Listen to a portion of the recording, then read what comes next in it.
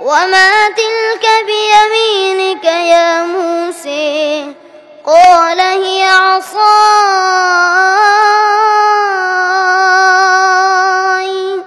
أتوكأ عليها وأهش بها على غنمي ولي فيها مآرب أخرى.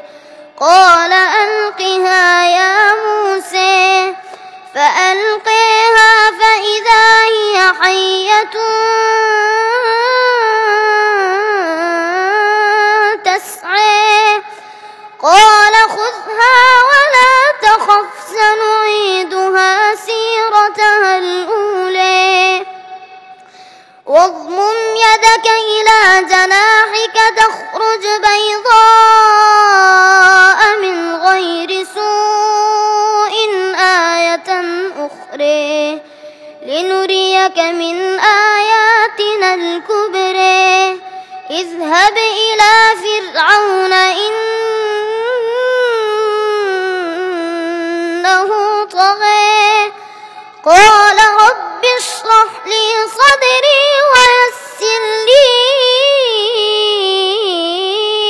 أمري واحلل عقدة من لساني يفقه قولي واجعل لي وزيرا من أهلي هارون أخي اشدد به أزري وأشركه في أمري كي نسبحك كثيرا ونذكرك كثيرا إنك كنت بنا بصيرا. قال قد أوتيت سؤلك يا موسى ولقد مننا عليك مرة أخرى إذ أوحينا إلى